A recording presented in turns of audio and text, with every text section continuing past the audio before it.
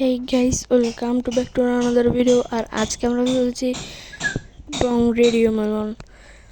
আর এটা হলো আমার নতুন চ্যানেল, তো সবাই সাবস্ক্রাইব করবেন। তো আজ আমরা শুনতে চলেছি দি বং রেডিও মেলনের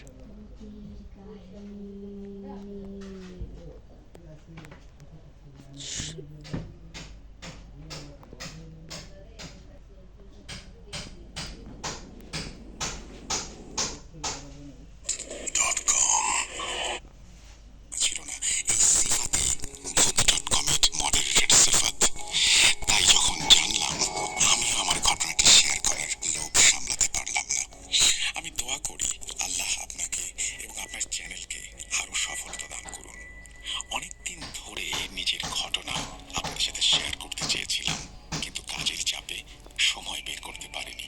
তেমন ভালো লিখতেও পারি না। আজ যেহেতু সিফাতের সাথে দেখা হলো আর সুযোগ পেয়েই গেলাম, তাই ভাবলাম ঘটনাটা শেয়ার করেই ফেলি। এখন আমি চৌমুহনীতে থাকি, রাতে সেটা ব্যবহার করি না। কথাটা শুনে আব্বু ভেবেছিলেন হয়তো টাকার ব্যাপার আছে। আব্বু বললেন, টাকা পেয়ে যাবেন, বাচ্চাকে বাথরুম ব্যবহার করতে দিন। লোকটা মাথা নাড়ল। না না স্যার, টাকার ব্যাপার না। তারপর চুপ। আব্বুর একটু রাগ হলো। আব্বু বললেন, সমস্যা কি, কেন বাচ্চাকে যেতে দিচ্ছেন না? লোকটা খুব শান্ত আর নিচু গলায় বলল, স্যার, রাতে ওই বাথরুমে একটা ডাইনি থাকে। এই কথা শুনে আমরা সবাই হেসে উঠলাম। খালু রসিকতা করে বললেন, ভাই, ডাইনি থাকার জন্য আর কোনো ভালো জায়গা পেলেন না? লোকটা আর কিছু বলল না। আমাদের হাসাহাসি দেখেও চুপচাপ। শেষে আব্বু আবার জিজ্ঞেস করলে সে হাত তুলে পেছনের দিকে ইশারা করলো। আমি আর আব্বু ওইদিকে হাঁটতে লাগলাম। যত এগোলাম আলো তত কমে গেল, অন্ধকারও ঘন হয়ে এলো। একটা ছোট ঘর দেখা গেল। দরজাটায় জং ধরা, পাশের দেয়ালে স্যাঁতস্যাঁতে দাগ। আমি দরজা ধরতেই ভেতর থেকে এক ধরনের পচা গন্ধ নাকে এসে লাগলো। আমি থমকে দাঁড়ালাম, বললাম, আব্বু, আমি এটা ব্যবহার করতে পারবো না। আব্বু বলেন, সামনে আর কোথাও বাথরুম পাবো কিনা সেটাও তো জানা নেই। মাঠ আছে পেছনে, কিন্তু সেখানে সাপ থাকতে পারে। নাকে হাত দিয়ে দ্রুত কাজটা সেরে ফেলো। আমি আব্বুর কথা মতো নাক ঢেকে ভেতরে ঢুকলাম। প্রথম কয়েক সেকেন্ড ঘৃণায় গা শিরশির করছিল, কিন্তু আশ্চর্য, হঠাৎই সেই তীব্র দুর্গন্ধটা বদলে গিয়ে সুগন্ধিতে পরিণত হলো। আমি অবাক হয়ে হাত নামালাম, যেন কোনো একটা পারফিউমের গন্ধ। অতিরিক্ত মিষ্টি নয়। মুহূর্তে মনে হলো আমার নানির করা নির্দেশ ছিল, রাতে ঘরে নারীরা পারফিউম ব্যবহার করবে না। মা বা খালা কেউ রাতে পারফিউম লাগান না। হোটেলেও কোনো নারী ছিল না। তাহলে এই সুগন্ধ এলো কোথা থেকে? আমি তাড়াতাড়ি কাজ সেরে বেরিয়ে এলাম। বাইরে এসে গভীর শ্বাস নিয়ে গন্ধটা থেকে আসছে বোঝার চেষ্টা করলাম, কিন্তু বাইরে কোনো সুবাস নেই। আব্বুকে বললাম, ভেতরে পারফিউমের গন্ধ পেলাম। আব্বু হেসে বললেন, হয়তো পেছনের ক্ষেত থেকে কোনো ফুলের গন্ধ বাতাসে এসে তোমার নাকে লেগেছে। যুক্তিটা আমার মনে ধরল, কিন্তু তবু খচখচানি রয়ে গেল। আমরা গাড়িতে উঠে পড়লাম। এবার পরিবারের একজন গুরুত্বপূর্ণ সদস্যের কথা বলি। তার নাম ছিল টম। টম কেবল আমাদের কোনো পোষা প্রাণী ছিল না, আমার কাছে আমার ভাইয়ের মতো ছিল সে। আমি বাবা মায়ের একমাত্র সন্তান, তাই ছোটবেলা থেকেই টমই আমার সঙ্গী, আমার খেলার সাথী, আমার পাহারাদার, আমার অভিযোগ শুনার বন্ধু। গাড়িতে বসতেই লক্ষ্য করলাম টম আমাকে অদ্ভুতভাবে শুনছে। সাধারণত যেভাবে শুকে ঠিক সেভাবে নয়, অপরিচিত একটা গন্ধের উৎস খুঁজে বের করতে চাইছে। তখন বুঝিনি, পরে বড় হয়ে মনে হয়েছে রাত করে বাড়ি ফিরলে যেমন কেউ জামা কাপড় শুঁকে দেখে, ঠিক তেমন তীক্ষ্ণভাবেই সে আমাকে শুঁকছিল। আমরা আবার রওনা হলাম। রাত গভীর হচ্ছে, হাইওয়ের ওপর আলো ছায়ার রেখা। ক্ষুধার কথা মনে পড়ায় পথে একটা দোকান থেকে স্যান্ডউইচ আর কিছু পানীয় কিনে নিলাম। আমরা বাচ্চারা পেছনের সিটে আধো ঘুমে ঢলে পড়লাম, আর আব্বু আর খালু গাড়ি চালাতে লাগলেন। জানালা দিয়ে চাঁদের আলো ঢুকছে, পাহাড়ি রাস্তায় সেই আলো রূপালী তীরের মতো কাঁপছে। হঠাৎ গাড়ি থামলো। আমি ঘুম চোখে নেমে দেখি আব্বু আর খালু একটা টায়ারের দিকে তাকিয়ে আছেন।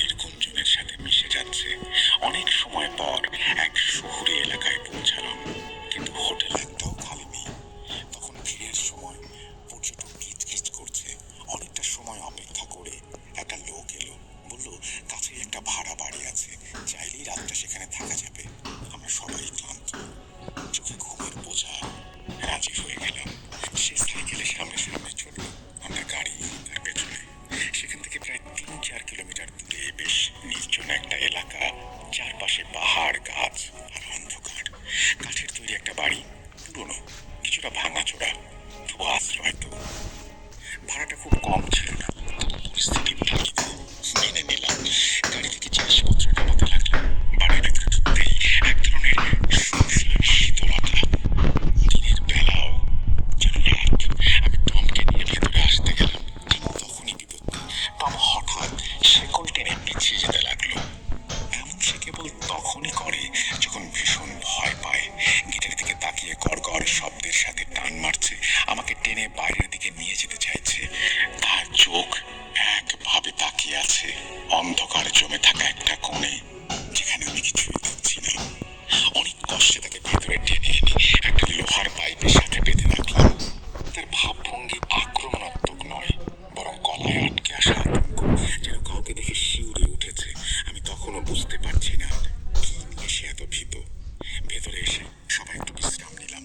সকালে শহুরে হোটেলেই হালকা নাস্তা সেরে নিলাম। ক্লান্তিতে বিছানায় পড়তেই চোখ লেগে গেল। ঘুম ভাঙলো দুপুরে। ঠিক করলাম সন্ধ্যের আগে আবার গিয়ে কিছু খেয়ে আসবো। গাড়ির দিকে হাঁটতে দেখি উইন্ডশিল্ডের ওপরে একটা মৃত পাখি পড়ে আছে, রক্ত লেগে আছে কাঁচে। কে এমন করে রেখে গেল? কেনই বা রেখে গেল বুঝলাম না। আব্বু বাড়ি থেকে পানি এনে কাঁচে ধুয়ে দিলেন, পাখিটাকে সরিয়ে রাখলেন।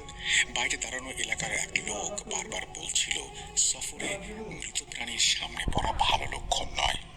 আব্বু একটু ধমকালেন, এরকম কথা বলবেন না, বাচ্চারা ভয় পাবে। আমরা সবাই গাড়িতে উঠে পড়লাম। সন্ধ্যা নামতে ফিরে আসলাম। বাড়িতে এসে দেখি জেনারেটর বন্ধ। যিনি ভাড়া দিলেন বলেছিলেন সন্ধ্যা এসে চালিয়ে দেবেন, কিন্তু এলেন না। ফলে ঘর অন্ধকার। আমরা গাড়ি থেকে বড় টর্চ এনে হল রুমে রাখলাম। টর্চের আলোয় হলরুম ঝলমল, কিন্তু আশেপাশের ঘরগুলো কালো অন্ধকারে ঢাকা। আমি আর আমার কাজিন একই ঘরে শুলাম। দরজাটা খোলা রেখে দিলাম যাতে হলের আলো কিছুটা ঘরে প্রবেশ করে। কাজিন চোখ বন্ধ করে শুয়ে, আমি দরজা দিয়ে বেরোনো আলোয় হলের দিকে তাকিয়ে আছি। এমন সময় দেখি এক মহিলা আমাদের দরজার সামনে হেঁটে গেল। আলো ম্লান, চেহারা স্পষ্ট বোঝা যায় না। ভাবলাম হয়তো বাড়ির কাজের লোক হবে। ঠিক তখনই তাকে এসে লাগলো সেই পরিচিত সুগন্ধি, যে গন্ধটা হোটেলের বাথরুমে পেয়েছিলাম। পারফিউমটা একই, চেনা তবু অচেনা। মহিলা হাঁটতে হাঁটতে গ্যারেজের দিকে গেল, আর সঙ্গে সঙ্গে টমও প্রচন্ড জোরে ডাকতে শুরু করলো। আমি কাজিনকে কাঁধ ঝাঁকিয়ে বললাম, "হেই, আমাদের দরজার সামনে দিয়ে একজন মহিলা গেল।" সে আধো ঘুমে বলল, কাজের লোক হবে হয়তো। আমি বললাম, না, পারফিউমের গন্ধ পাচ্ছিস না? এটা সেই গন্ধ। সে এবার চোখ মেলে তাকালো, শুকলো, বলল, গন্ধ তো পাচ্ছি, তাতে কি হয়েছে? হোটেলের লোকটা বলছিল ওই টয়লেটে নাকি ডাইনি থাকে। ওই ডাইনি যদি আমাদের পিছু নিয়ে থাকে তাহলে? কাজিনী এসে বলল, "হাট, বাজে কথা বলিস না।" আমি বললাম, চল বাইরে যাই, দেখি টম এরকম করছে কেন। আমরা বাইরে বেরোলাম। টম একই দিকে তাকিয়ে আছে, চোখ স্থির, লেজ শক্ত হয়ে আছে, কান খাড়া। কাজিন বলল, নতুন জায়গা, ভয় পাচ্ছে হয়তো, তাই এমন করছে। আমি তবু অস্বস্তি কাটাতে পারছি না। একটু হেঁটে আসে ভাবলাম। বাড়ির পাশের সরু রাস্তা ধরে আমরা এগোতে লাগলাম। অন্ধকার, কেবল টর্চের স্লথ আলো, চারিদিকে পাহাড়, গাছের ফাঁকে বাতাসের শোঁ শোঁ শব্দ। কুকুরটার উপস্থিতিতে সাহস কিছুটা পাচ্ছিলাম, কিন্তু ভেতরে ভেতরে কেমন যেন চাপা টান। কিছু দূর গিয়ে দেখি একটু নিচু জায়গায় মাটির গর্তের ধারে একটা ছায়া দাঁড়িয়ে। টর্চের আলো ফেলতেই ছায়াটা আরো গাঢ় মনে হলো, কিন্তু স্পষ্ট কিছু দেখা গেল না। আমি চিৎকার করে বললাম, কে ওখানে? কোনো উত্তর নেই। 2-3 বার বললাম, সামনে দাঁড়িয়ে থাকবেন না, আমরা কুকুরটা ছাড়ছি কিন্তু। কোনো সাড়া না পেয়ে আমি টমের চেইন ছেড়ে দিলাম। টম তীরের মতো ধাওয়া করলো, গর্তের কিনারে গিয়ে লাফ দিল। আমরা টর্চের আলো ফেলে খুঁজলাম, কিন্তু সেখানে কেউ নেই, কোনো চলাফেরার চিহ্নও নেই। টম গর্তের চারপাশে চক্কর দিচ্ছে, গড়গড় করছে, যেন কাউকে খুঁজে পাচ্ছে না, তাই ক্ষুব্ধ। শেষ পর্যন্ত আমি তাকে ধরে টেনে আনলাম। বাড়ির সামনে আনতেই সে ভেতরে ঢুকতে চাইল না। অনেক কষ্টে টেনে নিয়ে ভেতরে এসে আবার বাঁধলাম।